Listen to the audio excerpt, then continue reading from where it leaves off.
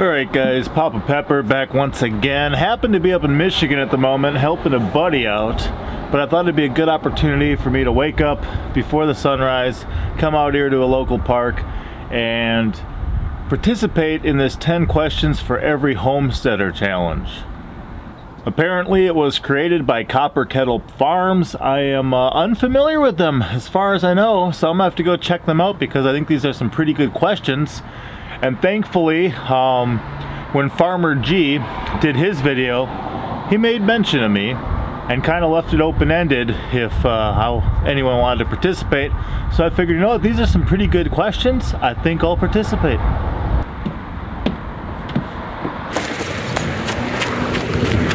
So question number one is, what got you into homesteading? The reasons for homesteading and the way that people do are about as varied as the homesteaders.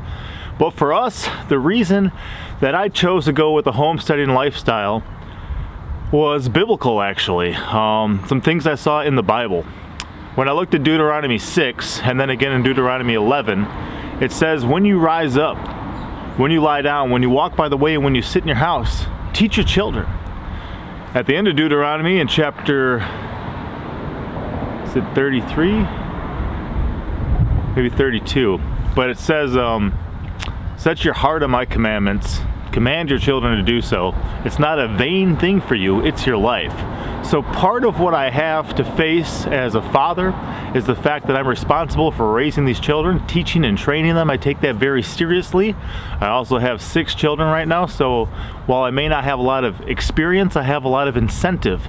And to me, when I rise up, when I lie down, when I walk by the way, and when I sit in my house, if I'm supposed to be teaching my children, that presupposes a family that's together. We made some choices like living off of one income, so mom was able to be home. We made some choices like home educating our children so the children were able to be home. And what I needed to do was put myself inside that picture as well, that when I rose up, I'd be with them. That when I laid down, I'd be with them. That I wouldn't be working some shift or working in some office somewhere else, that I'd be able to be present in their life. So if we could live debt-free, if we could live and provide for a lot of our own needs, if we could find different home-based incomes that we could generate the income that we needed for our family from the house, then the probability that the amount of money that we would need would be able to be generated as we avoided costs, took care of more of our own stuff, got creative, that it would maybe free me from having to work a full-time job somewhere else. And so far it's worked out really well, a lot better than when we weren't homesteading. So if you kind of bring it under one little head, that would be the reason, was just God's call on my life in the presence of my family is actually why we homestead. And in the very near future we'll be putting out a book that's actually called Why We Homestead, and you can look for that as well, because that's going to go a lot more in depth into that. But why we homestead, things I read in the Bible.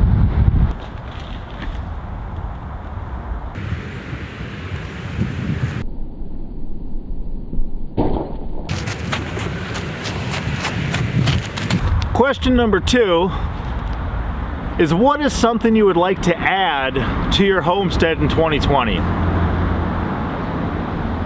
I have a work in progress that is our root cellar build, which I would definitely like to have that root cellar and storm shelter completed this year, but it's already in progress. One thing that I would like to add to our property this year, I'll echo what Farmer G said, and that is greenhouse. His is already a work in progress.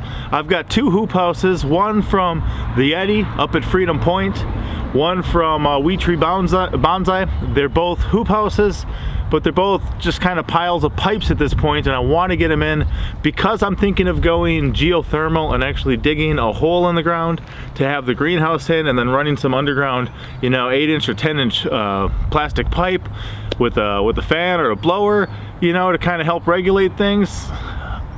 It may be a little more in depth than a lot of people are going to do, so I may just kind of start off with the smaller one and actually just get it up this year so I have a greenhouse, and then kind of go bigger and better on the second one that I got from Wee Tree Bonsai. But a greenhouse is definitely my answer to that question.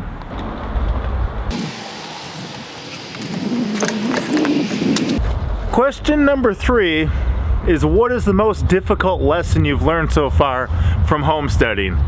We've definitely learned a lot, but to me, it would be as we transitioned into animal husbandry, as we began to keep our own livestock. It was just the amount of care, really, that domesticated animals require. And you know, whether you're dealing with goats and some of the pathogens, some of the parasites, they can get different things. It's been a hard lesson to learn, because when you are taking stewardship of the life of another creature, and when something happens under your care that causes that creature to die, and we have lost some animals, it really makes you think about a lot of things. It gives you a lot of incentive, a lot of encouragement to do a better job. But having animals die because of things that we could have learned ahead of time, because of things that we could have done better, is a hard lesson to learn. So question number 4 is, what is my favorite chore? One of the cool things is having a rather large family these days. A lot of things are divided up. A lot of people have different stewardships of different areas, which helps us with the last question and lets us kind of micro focus on certain areas. But the favorite chore, hands down, is reaping the harvest. It's a lot of work to sow the seed, to water, to germinate things, to start off your seedlings, to harden them off, to get things planted, to keep things weeded, worry about pest control. But when that harvest actually comes in and you can finally taste the fruit of your labor, that is the number one, hands down, chore on the homestead. Absolutely. It can be overwhelming depending on what you're growing and how much of what you're growing, depending on how much labor and effort it takes to harvest, and then you have the whole preservation too. But that is kind of the end goal, is actually getting that food in hand, and that is my favorite chore, absolutely. Question number 5 is, what is your favorite thing to grow? And looks like we'll be answering that question up here, but my favorite thing to grow at the moment is probably the snake gourds, the Kikinda competition strain edible gourd. It provides so much food for our family. It's another one of those plants that is in my top 4 garden plants with the red Malabar spinach. Also a real joy to grow. We didn't plant it all last year and had such a harvest because it planted itself. The Uruzun Japanese wing bean and the Chinese red noodle bean, those are all amazing, but probably the snake gourds are at the top of my list. They grow up to 7 feet long. You can eat them to about almost 3 feet. They are so tasty. I think they taste kind of similar to the little mini corn you get in like a stir-fry mix. And you know, one big long gourd can provide a meal or 2 for my family, and I absolutely love them. That's hands down favorite thing. So number 6 is, what do you love most about the homesteading community? Both online and offline, the homesteaders that we know, the cool thing is there's a lot of overlap sometimes in lifestyle, meaning that, you know, there may be biblical reasons for people doing things. They may be very concentrated on having real food to feed their family. There's things that people are passionate about, and there's a lot of overlaps even despite the differences. But I would say that the encouraging kind of support that you can get a lot of good advice, and a lot of it's positive. You can get a lot of good encouragement. A lot of people have been through a lot of the things you've been through, so although it may be difficult at times, whatever you're dealing with, you're not alone in it, and people aren't afraid to come along, admit they've made the same mistakes, tell you kind of how they've solved some of their problems. It's just kind of the we're all in this together. I understand you and I'm here for you. That's the thing that sticks out most to me. All right, number 7, what is your favorite meal to make? Honestly, I do love a nice fresh stir fry, fresh from the garden.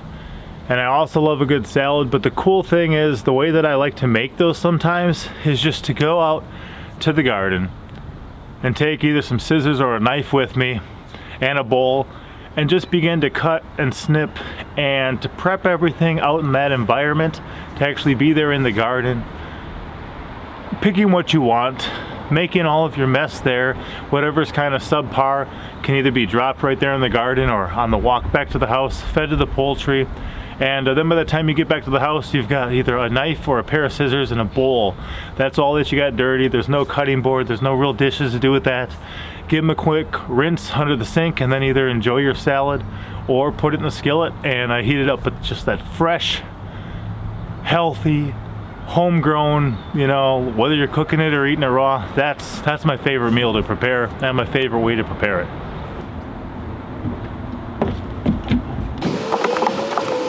So question number 8 is an interesting one because it is, what is your favorite holiday? And I must say, we actually gave up the holidays a couple years ago to start observing and enjoying the holy days. So things like Christmas, Easter, you know, other ones, we just kind of don't, Valentine's Day, stuff like that, Halloween. We've been slowly kind of just straying away from all of that, and a couple years ago started celebrating things like Passover, the Feast of Unleavened Bread, Pentecost, Feast of Tabernacles, those things. It's been a very cool learning experience. It's definitely plugged us into the faith and scripture and our walk with the Lord in ways that we hadn't really observed or kind of experienced before. And of those 7 holy days, I would say my favorite would probably be Tabernacles, Sukkot.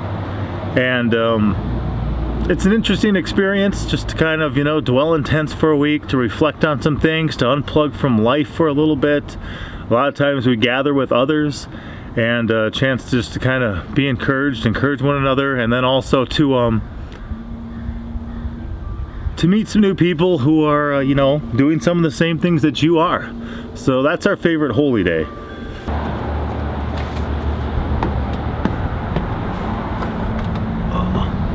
So question 9 is pretty much asking whether our homestead is our permanent homestead or whether we're planning on, you know, building another one or creating another one day. And life is full of enough variables. A lot of the choices we've made, a lot of the paths that we've walked are things that we never would have really thought of before. My life is very different than I ever intended it to be. And if you would have told me, you know, 15 years ago that eventually I would be married and faithful and sober and a father and a husband and things like that, I would have had a hard time believing it. So that said, I believe that I must invest in my current homestead as if it's where I'm always going to be. That way if I wind up there 10, 15, 20, 40 years from now, I can look around me and I don't have to go, oh, I wish I would have planted some trees a decade ago. Oh, I wish I would have done this. I should have set myself up better. Because I don't know, I must invest in my current property with the way that if I wind up being there later, I definitely appreciate it. If I was planning on it being just a temporary one, I would never put forth the amount of effort that we are into it, and hopefully if we ever do have to part from it, the amount of effort and investment of just labor and resources and time that we put into it, you know, allows us to part with it under a better term as far as having to be worth more than it would otherwise. So we do not know what our walk across this world is going to look like, and if we do stay there forever, we're definitely going to be investing in it in the moment that if we live out our days there, it's better set up for us. All right, so I'm going to walk around here and talk for this last one, but the last question, question number 10, is who are some of the homesteaders you follow and kind of enjoy learning from? And I'm just going to mention a couple. One of them is definitely going to be Rose from Wholesome Roots. Papa. I actually live predominantly my life offline. I came online as a potential source of income, so I'm not always just sitting down in front of the computer watching stuff, but when I do, I kind of try to make my rounds with those I know, and then there's also those that I definitely enjoy checking in on periodically. My wife gets to watch sometimes a little more than I do, I think. But Rose from Wholesome Roots is definitely one. She's encouraging, she's raw, she's authentic, she's real, and she's learned a lot of things that she doesn't mind passing on. That's been big to us. Another one that we really enjoy would have to be Zach and Jamie. Jamie has since passed, but you know, the Bowers over at An American Homestead. They are ones who my wife, you know, before I even really came online, was really enjoying. We definitely have learned a lot from both of them, and you know, some of the meals and our main dishes that we enjoy are stuff that came from Jamie's kitchen. So it's been good to know them in person, but then also, you know, to first seen them online and enjoyed some of the things that they had to offer. And then the other one I'm going to mention, as far as just one that we do periodically check out, would actually just be Roots and Refuge.